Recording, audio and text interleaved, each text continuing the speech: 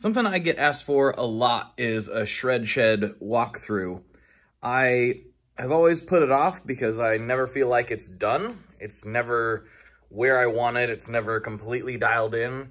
It's always changing. And I realize I don't think that's ever going to not be the case. It's always going to be changing and evolving, and the workflow will be improving and all that jazz. So I decided to just rip the Band-Aid off.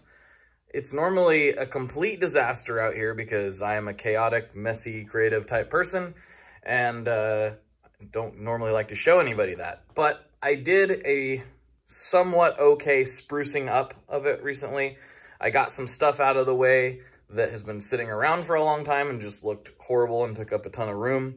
And there's still more of that to come, but at least it's not super embarrassing now. But there is still clutter and things laying around. This is just kind of how I am, and it's annoying, and I'm trying to get better about it, but it is what it is. So I'll do a short walkthrough. I think the most interesting part will be the guitars. I don't have a ton in the way of recording gear, but we can go over some of that, and you'll get to see behind the curtain. This is how I live my life.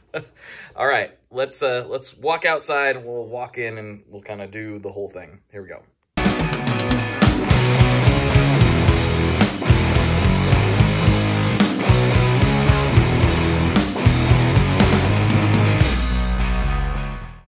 So yeah, this is the front, and this handy little sign my dad made me. I just flip it when I'm going to record the podcast or make a video or something. We come in. We've got a double door situation. This is like a concrete filled fire door, and this is just a solid core wood door. Needs a better seal on it, but it's okay for now. You'll notice there's actually two different sets of framing in here. That is because the outside of the structure, to the degree that which it is possible, does not touch the inside of the structure. There's literally two sets of walls just for sound isolation. As you can hear, there's people running leaf blowers right now, as they do every Thursday, and that helps with that. So we've got two doors. Like I said, this needs sealed up a little better to really be effective, but it's there and it does something. So yeah, it's fairly tall. It's about 14.6 to the peak in here. Originally made it that way because I wanted to be able to record drums out here, which is not something I've actually done yet. So yeah, but there are drums here. This is my friend's kit. He's left it here semi-indefinitely, my friend Joshua. I am a horrible drummer, but I do sit down and bang on them once in a while, and my son is actually taking lessons at the moment, so maybe that'll see some use. Over here we got a couple guitars. So we got the Dan Armstrong Ampeg reissue. It's a made in Japan model. I love that thing, just got it recently. We got a 1965 Gibson Melody Maker double pickup, which is phenomenal. Some people change those pickups. I don't get it. I don't know why they would do that. I love those pickups. And a Mule resonator guitar that used to belong to Brian Fallon, an artist that I am a big fan of, and we've since become buddies. So yeah, that one's really special to me. Moving over, we've got the Equitz Rayburn, made by Kevin Equitz down in Nashville, Tennessee. He was actually in California when he made this one. That is the original Rayburn. And then we've got the 1974 Telecaster Custom. I didn't realize when I bought this that the rosewood necks were, or rosewood fingerboards rather, were somewhat less common, but that is my preference on these guitars aesthetically, and I just obviously kind of have a thing for it. This is a Jennings Navigator, which is a fantastic guitar. Love that thing. It's a traditional T-style guitar, and it works awesome and sounds awesome and feels awesome. We got a Millimetric Instruments Baritone right here. I believe this is the first baritone that Florian ever made, and I told him, run wild with it, you know? And so he picked the color and everything and the pickups, and it's phenomenal. Best neck I've ever played. I've got a Paul Roney Paramore 7-string offset style, This thing is tremendous. It's got Roadhouse Slugbucker pickups in it, and I think they're like some of the only ones out there. They are so detailed. They're like the brightest humbucker I've ever played. And yes, I did break a string the other night, and I haven't changed it yet because I'm lazy. We've got the First Act Garage Master. This is bone stock. I got this from my friend Sean at Gun Street, and I just changed the strings on that and didn't cut it because, again, I am lazy. This has got an active circuit in it. It was actually designed to plug into your car's aux send, or aux in. You might remember the commercials with John Mayer, Nigel Tufnell, and Slash. This is the Slash model. So there you go. It even comes with a Volkswagen seatbelt strap. So cool guitars if you can find them. They're relatively inexpensive and I think genuinely awesome. Got the Carmine Street Jazzmaster, which I did a whole video on. This thing's beautiful and has some custom artwork by Cindy on the back. Those are the two buildings where the wood came from. And I go into that in that video. You can go back in the channel and find that. Another build by Paul Roney. This is his Oceana Imperial. It's probably the 6-string non-baritone that I play the most. Again, this got Roadhouse pickups in it. These are actually single coils, but they look like humbuckers because that's just how they are. And it's got a mastery. This was like one of the first gold masteries ever before they were actually available from mastery. Paul had to have this done for me. So beautiful guitars. My dream guitar that I never thought I would get. This is a 1981 Gibson Les Paul Custom. Tim Shaw humbuckers. Plays awesome. Looks awesome. Is awesome. And that's pretty much all there is to say about that. This is the pedal cabinet. This is a little bit tough to get into right now because there's a table in the way. But yeah, this is where I keep a bunch of pedals. That's really all there is to say about that. It's a pretty fun way to store them, honestly. It just looks nice. And you can step back and just look at the pedals. Oh, well, we shouldn't gloss over the amps. We've got the Benson Monarch. Beautiful amp. This is the Benson Vincent #1. And as some of you know, that was named after my son, Vincent. And that's a Marshall 212 cab. Those are the Aston Mike Stealths that are completely out of whack and not how they're supposed to be. We got a table where I throw random stuff. Oftentimes I set a bunch of pedals on here and mess with them. I've got well, this is not mine. This is on loan. This is Chris Benson's Univox amp that he modified. I gotta get that back over to him. And it sounds awesome. We've got the Silktone amp. Man, this thing is so killer. Such beautiful cleans on this. I just, love it. Takes pedals well, looks cool, sounds awesome. Charles is an amazing dude. You gotta check out the Silktone amps.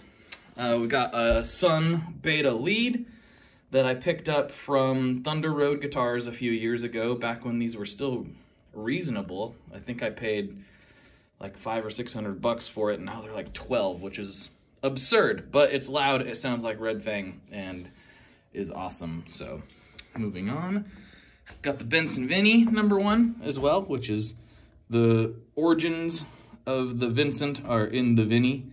And yeah, it's just a super cool little 1-watt amp with an instrument level out. Again, it was made for my son, and I kind of took it because he doesn't play guitar yet. Under that, we've got a Univox Tape Echo. That thing's a lot of fun. And the Satellite Amps Atom. This thing is an absolute monster. Brilliant, brilliant amplifier. One of my first best NAMM memories was when Adam let me open one of these up, like wide open on the NAMM floor, and it was just, yeah, this thing is a ripper. And down here, this is something I've talked about recently on the podcast. That is a vintage orange cab. It's a 212. It's in immaculate condition. It's sometime from the early 70s, as best as Orange was able to tell me. And somehow it ended up basically unused in a basement in Portland, and I was able to trade for it, and it's mine now, and I use it almost every day. I've got my grandpa's 1961 Fender Champ, which is just phenomenal. Let's see. Okay, moving on with the guitar journey. This is my Ibanez Acoustic Electric. This was the first guitar that was actually mine.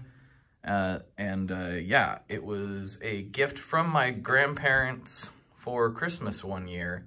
And yeah, my grandpa and I went to Guitar Center. I picked it out, honestly, mostly because it was blue. And I liked how it looked.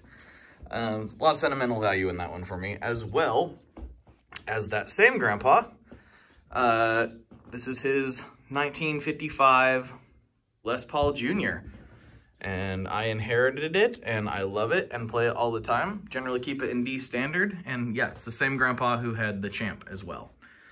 There's a lot of sentimental value on this wall. We've got my very first electric guitar, which is a 2003 Les Paul Special. It still feels like home, even though it's not exactly how I would spec a guitar out these days. It's sounding better than ever. I've got a Gun Street treble bleed harness in it, and these are the Billy Gibbons Whisker Buckers by Cream Tea Pickups. They sound awesome. Thomas was a super cool, interesting guy to talk to, and you can check his episode of the podcast out. But yeah, this thing is sounding phenomenal now. Along with one of my favorite guitars ever made, and one of the best guitars ever made, the Grez Mendocino Baritone. 6 strings of baritone glory. This thing is pretty much all hollow, no F-holes, made of rosewood, reclaimed rosewood, Lawler gold foils. Oh, I love that guitar so much. I need to do a video strictly on that guitar. It's so brilliant. Barry makes an amazing instrument. And just below that, we have my messy desk where I work on things. This is actually my son's diaper changing table. And it works pretty well for working on guitars and everything else. And of course, you know, it's loaded because I am a sick man. And, you know, I just am. I'm just sick, okay? Moving to the back of the shed, we just get more and more cluttered. But we have some more amps. Got a PV Windsor with a Sun 212. The cab that goes with my Monarch. Pretty cool tape delay. An Ampeg J12, which was the primary, well, it was one of the primary amplifiers on the first American Cyclops record. My first amplifier, the Crate XT120R, and honestly, it's got that early 2000s metalcore tone, which is what I was all about, so why not? And then, because I needed an upgrade, the first tube amp I got, the Fender 75, which is a brilliant sounding Fender. They're kind of weird. They're Fender's first channel switching amp, but I mostly run it in that classic Fender clean mode, and it's running into this Silvertone 610 cab that belonged to Kurt from Converge. And of course, you gotta have one of these on hand. Go insane or go home. Line 6 Spider 2, because why not? I also keep all my boxes because I am a psychopath. I don't know why, but I do have most of the boxes. If it came with a box, I probably have it. And various, you know, instrument cables, some microphones, things of that nature, and a bunch of junk that I probably need to get rid of most of. Yeah, that's what this corner's for. Turning around, we've got a Glowforge Laser, which probably, this corner is basically full of stuff that probably won't be here very much longer. I can't give a lot of details, but all this stuff, this pickup winding stuff, this pickup winder and table and everything, like all of this stuff will be going somewhere else at some point, but I can't really talk too much about it. It'll still be something I'm involved in, but I gotta keep quiet about it, which is part of why I've been hesitant to show the space, because this stuff is it's just a kind of a mess, and it's all gonna go away hopefully relatively soon, and I'll be able to expand this into something that's actually more usable. But this Glowforge is a lot of fun in the meantime. We got a Mexican P bass with a Gun Street filter kit in it. Lets you get some of those traditional P bass sounds or some like pop punky, like real plucky type of sounds. A very, very cool bass, and I talked about it on Instagram a few times, but it was like a mystery bass for a while that Leon from Pelican Noiseworks had that we couldn't track down the owner for, and so it ended up over here. And so it's not mine, I guess, technically, but technically, I don't know, possession's 9/10. I know it wasn't stolen. Somebody like left it there and then never claimed it. It was really a strange situation, but it's a great bass. Oh yeah, this is what we're talking about. This loft, if you are building a spot and you have the space and you're a guitar gear collector, I built this with cases in mind. So cases are always good to have, but they primarily, if you're keeping them on the walls, don't serve a lot of purpose if you're not a gigger, and I am not. So I built this with guitar cases in mind. If you look, you can kind of see some of them, and then there's like some old kids' clothing boxes and stuff, but that extra storage is really, really nice. Really, really, really helpful. Then we got this old family piano. This is, you know, technically where I started my musical journey. I took piano lessons when I was a kid. That's the piano I played. It's been in the family forever. It's built around 1918 or so, and sounds really good. I really enjoy it. I didn't realize how spoiled I was growing up getting to play this old thing, but I love it. It's a great thing to have around. Mom wanted it out of her house, and over here it came. And this is what I'm sure will be an eternal work in progress. I've got, this is relatively new, and yes, I had to undo my cable. I actually got my cables nicely managed, and then I had to rip it all apart because something was wrong, and now it's still a disaster. But anyway, this is my standing desk. You can get it at Home Depot. I think this was like 250 bucks, and it's like one of the best investments I've made. But yeah, it just cranks up and down. And yeah, I haven't put it down yet. Ever since I've gotten it, it's always stayed upright, and I've gotten used to working in a standing position. And I really like that. It's nice to like be able to move around while you're playing and recording, and yeah, I'm loving the standing desk life. And then it has a drawer. It actually comes with 2 drawers, but I took out the top one for my MIDI controller and synth stuff. And we got a couple Kali audio monitors, BenQ screen here, Kali audio sub down there, and the microphone / boom arm thing where all the podcasting happens. It all happens right here, right here. So yeah, a huge thank you to everyone for allowing me to be able to work out here. This is a dream come true, and I super appreciate it. I really, really, really do. So thank you very much, and I'll talk to you on the internet really soon. Bye-bye.